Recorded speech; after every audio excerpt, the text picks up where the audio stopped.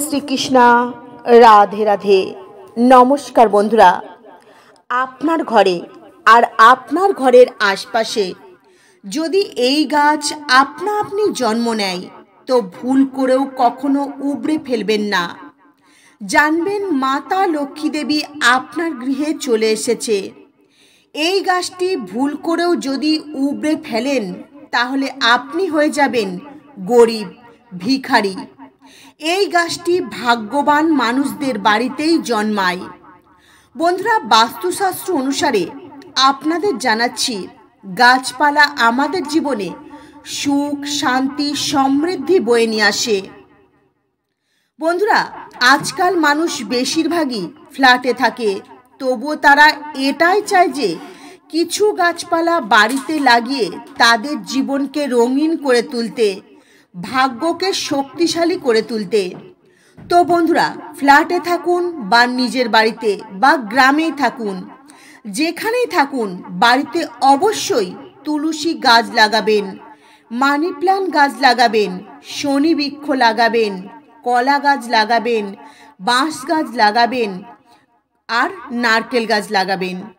বন্ধুরা, আপনারা জানলে অবাক হবেন, গাছপালা বাড়িতে লাগালে জীবনে অনেক কিছুর পরিবর্তন হয়, গ্রহ নক্ষত্র মজবুত হয়, সময়ের সাথে সাথে জীবনে অনেক কিছু বদলও হয়।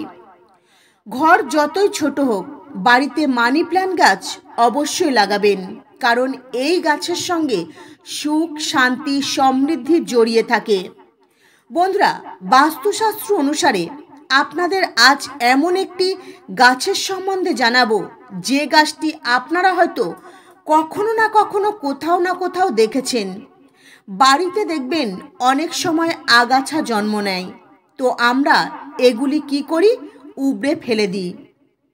বন্ধুরা, এমন চমৎকারী গাছের কথা আপনাদের আজ জানাবো, যে গাছ আপনারা হয়তো উবড়ে ফেলে দেন। সেই গাছ সম্বন্ধে যদি আপনারা জানতে পারেন তো কখনোই গাছ উবড়ে ফেলবেন না, বাড়িতে যত্ন করে রেখে দেবেন। এই গাছটি ভীষণই উপকারী হয়, ছোট ছোট সবুজ পাতা হয় এই গাছের। এই গাছটিকে ফুলকা গাছ বলা হয়। তো আপনারা কোথা থেকে ভিডিওটি দেখছেন আর এই গাছটি কী নামে জানেন অবশ্যই জানাবেন। এই গাছটি মাটিতে আপনা আপনি জন্ম নেয়, তাই এই গাছটি যখন আপনারা দেখবেন ভুল করেও উবড়ে ফেলবেন না। এই গাছটি আপনারা খেতেও পারবেন। বাস্তুশাস্ত্র অনুসারে এই গাছটি যদি আপনার বাড়িতে জন্ম নেয় তাহলে জানবেন মাতা লক্ষ্মী দেবী আপনার গৃহে বাস করছেন। এই গাছটি মা লক্ষ্মী দেবীকে আকর্ষণ করে। এই গাছটি মানুষের শরীরের জন্য ভীষণই উপকারী। এই গাছের পাতা খেলে শরীরে কখনো ডিহাইড্রেট হয়ে যায় না, শরীর কখনো ডিহাইড্রেট হয়ে যায় না। বন্ধুরা, অনেক সময় দেখবেন ঘুম হয় না, অনিদ্রা রোগে ভুগতে হয়, তো এই গাছ খেলে ঘুম হবেই, অনিদ্রা রোগ চলে যাবে। এই গাছটি শরীরে রক্ত বাড়িয়ে তোলার কাজ করে। বন্ধুরা, এই গাছটি অবশ্যই ব্যবহার করা উচিত। অনেক রকম রোগ ব্যাধিকে মুক্তি দিতে পারে এই গাছ। এই গাছটি খেলে ব্লাড প্রেশার অনেক অংশে কমে যায়। অনেক সময় দেখবেন প্রেশার বেড়ে যায়, কমে যায়, তো এই গাছের পাতা আপনারা চিবিয়ে খান বা স্যালাডের সঙ্গে খান, দেখবেন আপনার প্রেশার নর্মাল থাকবে। বন্ধুরা, এই গাছটি খেলে শরীরে বৃদ্ধার ছাপ খুব দেরি করে পড়ে। এই গাছটি শরীরে ইমিউনিটি পাওয়ার মজবুত করে তোলে। এই গাছটি যদি আপনার বাড়িতে না থাকে তো কোনো চিন্তা করবেন না, যেখানেই এই গাছটি দেখতে পাবেন কিছুটা গাছ তুলে নিয়ে চলে আসবেন, আর আপনার রান্নাঘরের ঈশান কোণে সবুজ কাপড়ে এই গাছটি রেখে ভালো করে পুঁটুলি বেঁধে আপনার রান্নাঘরের ঈশান কোণে ঝুলিয়ে দেবেন। এই গাছটি ভালো করে কিন্তু কাপড়ের মধ্যে বেঁধে আপনার রান্নাঘরের ঈশান কোণে ঝুলিয়ে দেবেন অবশ্যই। এই উপায়টি করবার পর বন্ধুরা দেখবেন কিভাবে আপনাদের উন্নতি খুব তাড়াতাড়ি হচ্ছে। আপনারা চাইলেও আপনাদের পূজা ঘরে ভগবান গণেশজির পাশে প্রত্যেক দিন পূজার সময় এই গাছের এক টুকরো রাখতে পারেন। দেখবেন ভগবান গণেশজির আশীর্বাদে আপনাদের উন্নতি হবেই হবে, আপনাদের ঋদ্ধি সিদ্ধি বাড়তে শুরু করবে। বন্ধুরা, আপনার ঘরে যদি সব সময় লড়াই ঝগড়া অশান্তি হয়, তো আপনার ঘরের ঈশান কোণে ছোট্ট একটি টবে বা গামলাতে এই গাছ লাগিয়ে রাখতে পারেন। এই গাছটি বাড়িতে থাকলে সুখ শান্তি সমৃদ্ধি সব সময় বজায় থাকবে।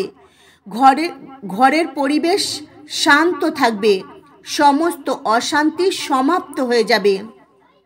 স্বামী স্ত্রীর সম্পর্ক যদি ভালো না থাকে, সর্বদাই যদি ঝগড়া অশান্তি হতে থাকে, তাহলে আপনাদের বেডরুমে রাতে শোয়ার আগে আপনাদের বেডের পাশের টেবিলে এই গাছ এক টুকরো রেখে দিন।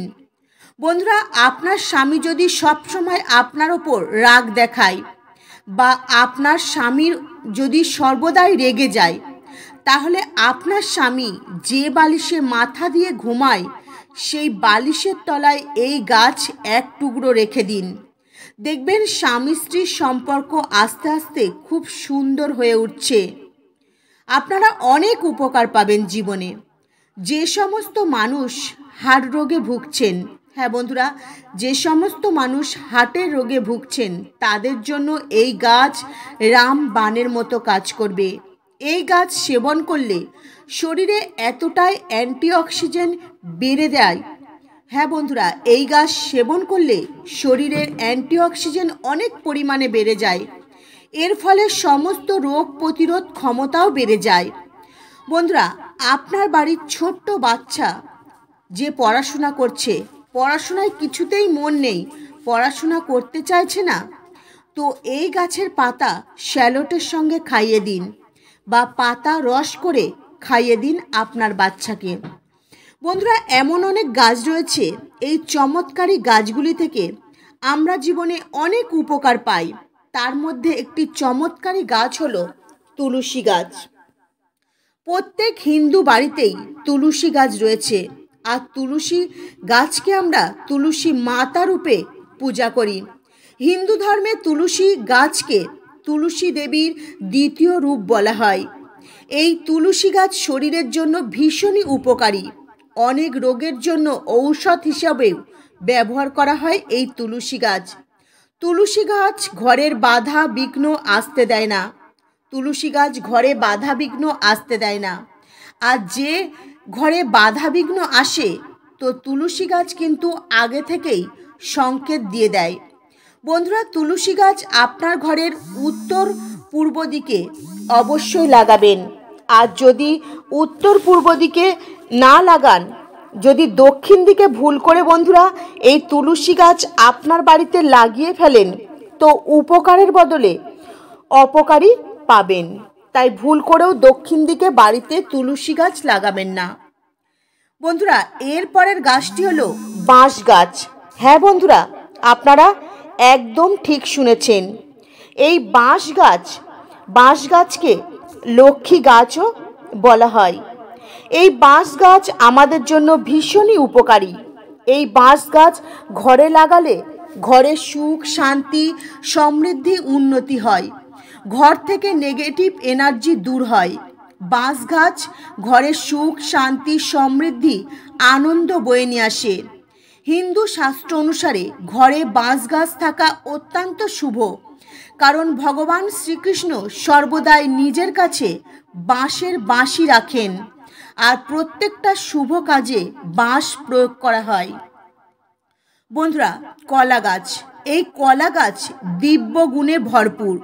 ঘরে যদি সুখ শান্তি সমৃদ্ধি চান, তো অবশ্যই বাড়িতে কলা গাছ লাগাবেন। এই কলা গাছকে ভগবান শ্রীবিষ্ণুর প্রতিরূপ বলা হয়। এই কলা গাছে স্বয়ং ভগবান শ্রীবিষ্ণু বাস করেন। শাস্ত্র অনুসারে কলা গাছকে ভগবান শ্রীবিষ্ণুর স্বরূপ বলা হয়।